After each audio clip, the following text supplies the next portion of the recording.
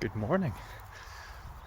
I'm just recording this as I take the dog out for his morning constitutional, and it's another lovely day. It's the first time in a long time that I can remember not having to put multiple layers on, so I wonder how long that's going to last. Maybe this is the summer come early, but anyway, I was just working up the courage to do this again for some reason, especially being out and about. I worry about people happening upon me and thinking that I need to be locked up somewhere, but anyway, it's all part of the process.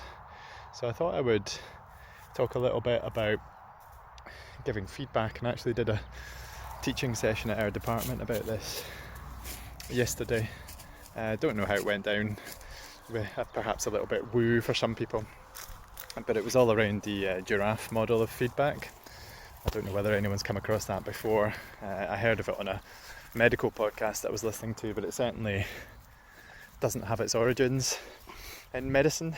I'm going to completely butcher this guy's name, but I think his name was Marshall Rosenberg, and he was a psychologist, and he created this model of looking at communication in the world through two animals, essentially. So the two lenses that we view the world with are the jackal and the giraffe.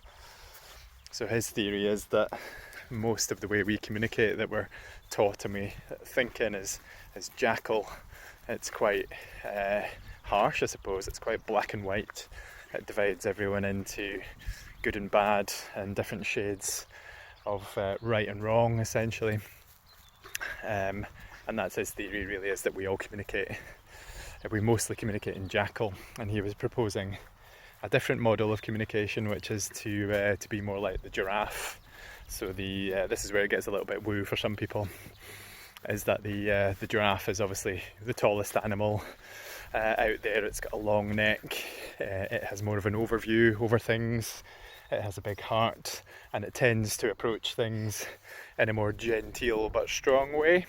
So it will obviously stick up for itself if it's life or death survival, but generally speaking it approaches things a little bit more in a little bit more of a well-rounded way.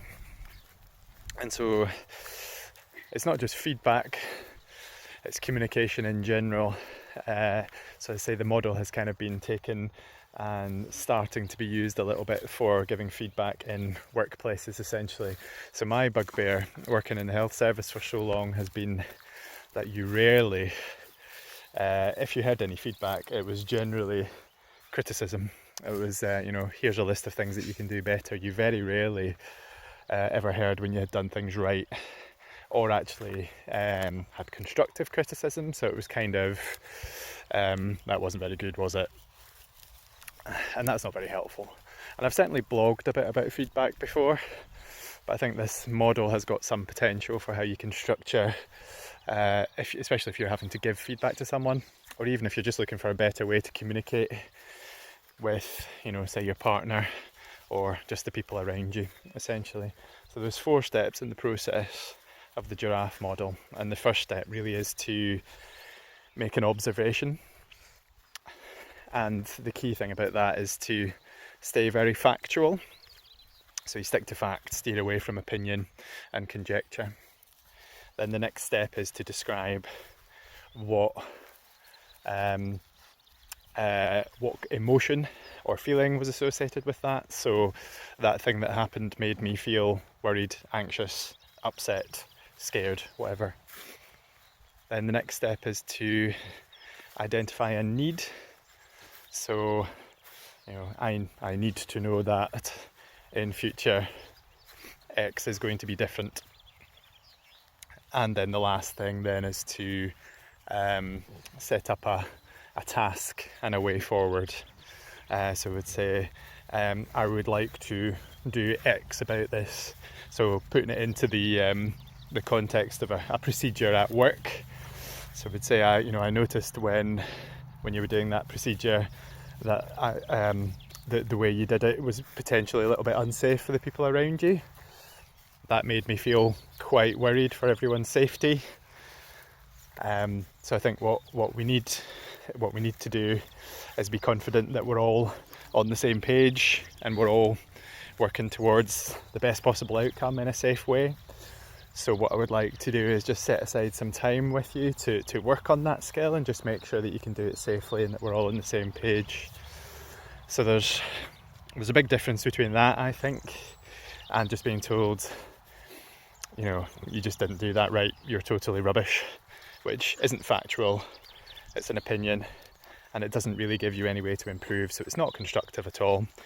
And that's certainly a model that a lot of people still work to in certain sectors of the health service, and it was never something that really resonated with me particularly well.